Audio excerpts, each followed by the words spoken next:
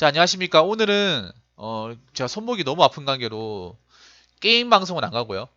썰방만 가도록 하겠습니다. 썰방만. 여러분들 썰방만 듣고 싶어 하신 분들이 많이 계실 것 같아서 어떻게 보면 그분들은 좋을 수도 있겠네요. 자, 그래서 오늘은 썰을 좀 많이 풀고 썰방 위주로 가도록 하겠습니다. 그래서 많은 분들 봐주시면 감사하겠습니다. 자, 그래서 오늘 첫 번째 사연 가도록 하겠습니다. 직책은 총무인데 온갖 잡일은 다 시키는 회사. 어, 온갖 잡일, 과연 어떤 잡일 시키는지 한번 읽어보도록 하겠습니다. 자, 28살에 입사해서 6년 정도 재직 중인데 말단 직책은 총무입니다. 아무리 총무라 해도 업무를 지시하는 게 종료가 너무 개족 같아서 올립니다. 공장동과 사무동이 같이 붙어 있는데 회사가 오래되다 보니 비새는 곳도 많고 노후된 곳도 많습니다.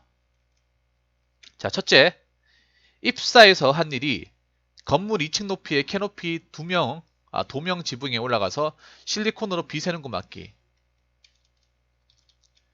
자, 2번. 공장동 지붕 새는 거 실리콘 코킹. 자, 3번. 사무동 옥상에 전기시설이 있다 보니 우레탄 페인트를 칠할 수가 없어 일부 방수 페인트 바르기. 자, 4번. 화단 예초기 돌리기. 자, 다섯째. 건물의 상단 부착된 물 배수관까지 올라가서 구멍난고 메꾸기. 자, 여섯째.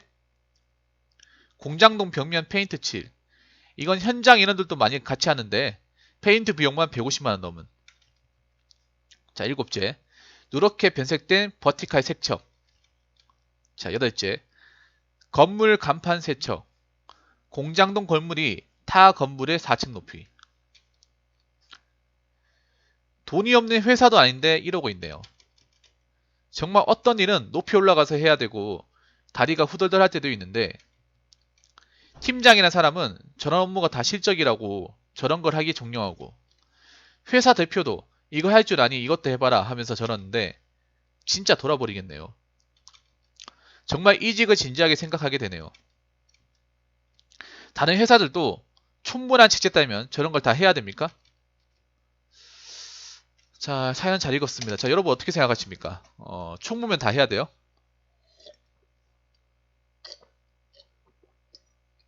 아, 참 별의별 걸 좀 다 시키긴 하네요. 얘기 들어보니까. 음. 근데 아까 잡일을 다 시킨다고 했는데 잡일을 왜 다 시킨다고 생각하기 이전에 저분의 직책을 먼저 파악할 필요가 있습니다. 여러분, 저분 직책은 총무. 예, 총무라고 적혀 있는데 이 총무가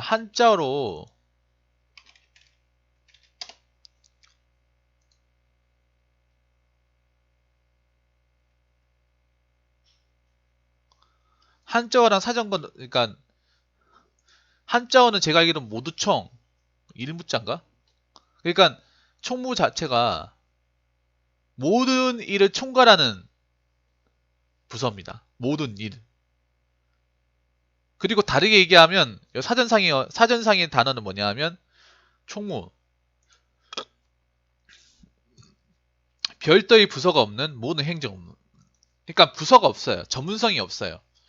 그래서 보면 회사 같은데 왜 총무 같은 거 이제 사람 뽑을 때도 학력이 그렇게 높지 않아요. 왜 그러냐? 총무에 어차피 잡일 해야 되기 때문에 그렇게 전문성을 요하는 어떤 부서가 아니기 때문에 학력이 그렇게 높을 필요가 없다는 거죠. 뭐 그런 경우 많아요. 다른 사무직은 4년제인데 총무만 뭐 고졸 아니면 전문대죠. 그 이유가 그런 거죠. 총무란 그 직책 자체가 전문성이 없는 직종이에요. 특별한 어떤 병가가 없는 거죠. 군대로 치면 구본을 치면 1 4개죠. 1111 소총수 같은 거. 어. 네, 총무라는 직책 자체가 별도의 구분이 없다. 그리고 총무가 해야 되는 것 중에 회사의 내부의 어떤 행정적부터 신경 써야 되는 것도 있는데 외적인 것도 신경 써야 됩니다. 어떤 거냐? 뭐 회사에 나무가 있다. 그럼 회사에 가르치기도 해야 되고요. 회사에 뭐, 페인트가 벗겨졌다. 페인트 칠해야 돼요. 회사에 창문이 떨어졌다. 그 창문도 다시 박아서 붙여놔야 됩니다.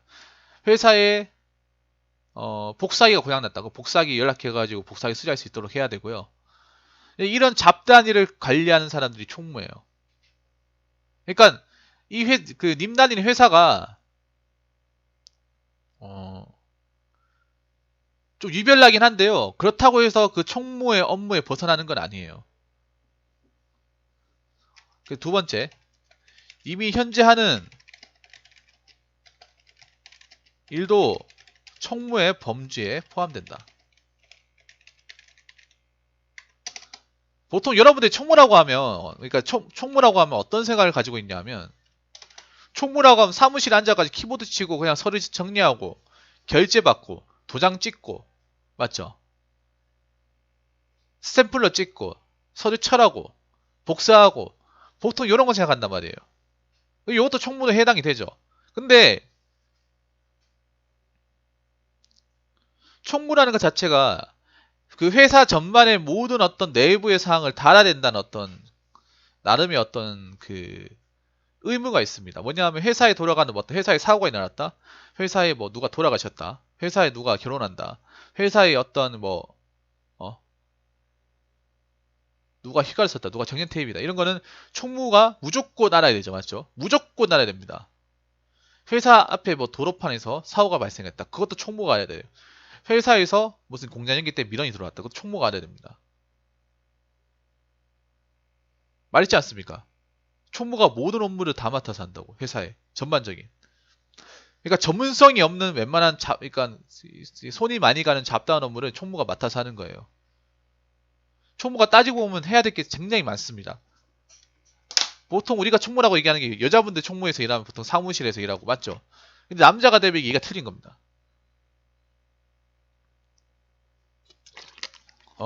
만약 회사에 나무가 있으면 나무에 가르치기도 해야 되고 하단에 물도 줘야 되고요. 그리고 뭐 전구가 떨어지면 전구 담아도 교체해야 되고 만약에 뭐 어떤 부서에 에어컨이 안 되면 에어컨도 얘기해야 됩니다. 의자 파손 당하면 의자도 얘기해야 되고 그런 부분이 상당히 많습니다. 굉장히 바쁜 부서예요.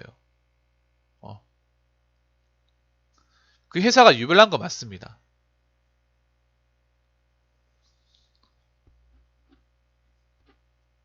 대신에 그건 있어요. 님의 직책에서 오랫동안 버티게 되면 버텨서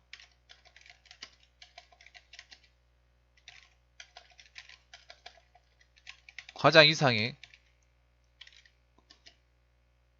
진급을 하게 된다면 파워가 세진다. 총무가 말 따위 때는 힘이 없어요. 말 따위 때는 여기저기 불려댕깁니다. 근데 과장 정도 돼버리면 예를 들어서 과장 정도 돼버리면 이게 보통 뭐 회사에서 일어난 어떤 뭐 물품이나 공사 대응 같은 결제 1차 결제원자가 누구냐 하면 과장이에요. 총무과장이에요. 그 다음 부장한테 가죠. 그 다음 이사한테 갑니다. 맞죠? 이게 보통 그 다음 최종으로 대표이사. 근데 만약에 과장이 이거 너무 많네. 장난합니까? 그거 돌려보내면 돌려보내야 돼요. 결제권이 있다는 게 무섭습니다, 여러분. 회사에서. 과장조도 달게 되면, 총무과장이 되게 되면 안테나가 되는 거예요, 회사에. 안테나가 되고 이 사람이 가게 되면 몸살이게 돼요. 뭐 어떤 뒷담화나 어떤 이런 거에 대해서 굉장히 예민하게 돼요. 왜냐하면 과장 정도 되면 대표이사하고 총무가 좋은 것 중에 하나가 뭐 대표이사는 임원들하고 상당히 많이 자주 보자. 일반 사무직들은 자주 못 본단 말이야. 일반 사무직들은 볼 일이 별로 없어요. 부실 일도 별로 없고. 근데 이 총무란 직책, 특히 과장도 돼버리면 임원진들하고 굉장히 많이 보게 되는 거죠. 부딪힐 일이 많다는 겁니다. 그래서 어떤 회사의 어떤 부조리나 잘못된 부분이 발생하고 회사에 석연치 않은 부분이 발생하면 총무 과장의 귀에 들어가게 되면 이게 누구한테 들어가겠습니까? 바로 타고 해가지고 대표이사까지 가는 거예요. 이게 진짜 무서운 거예요, 이게. 회사 다녀보신 분들 아시죠? 이게 별거 아닌 것 같아서 상당히 무섭다는 거. 그래서 과장 정도 달게 되면 좀 다른 부서들도 눈치를 보게 돼요. 눈치를 상당히 많이 보게 돼요. 저 총무과장 기회 들어가면 안 되는데. 아니면 총무과장 갔나? 야, 퇴근했나? 어? 이런 식으로, 앞선 편단이 먹으세요? 이런 식으로 눈치를 보게 돼요. 눈치를 보게 되기 때문에, 저는 과장 달 때까지만 좀 버텨보라고 말씀드리고 싶습니다. 어. 이 총무는 과장 달아야 진짜 꽃이에요. 부장 달면 진짜 세상이 달라집니다. 총무는 과장 달면서부터 뭔가 그러니까 다른 어떤 부서의 과장하고 느낌이 다릅니다. 느낌이 달라요, 진짜로. 큰 회사일수록 총무 과장 정도만 돼도 나름 파워가 생겨요. 아까 보니까 쪼맨 회사가 아니라고 했잖아요. 그럼 분명히 파워가 생기는 거야. 자, 마지막으로 네 번째는 님이 이직을 생각한다 한들 갈 때가 있습니까?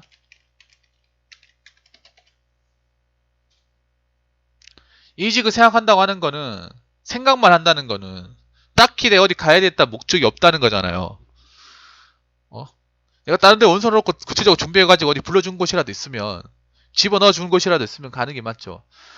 근데 님이 총무를 왔다는 거는 솔직히 이렇게 얘기하면 수 있어요. 총무에 왔다는 거는 그만큼 어떻게 보면 나쁘게 얘기하면 다른 사람들 스펙이 좀 딸린다는 거야.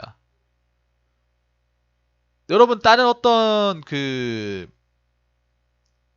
채용 공고 같은 거 보시면 아시겠지만 총무 같은 경우에는 보통 4년 대졸이 아니라 보통 전문 대졸이나 고졸을 많이 뽑아요.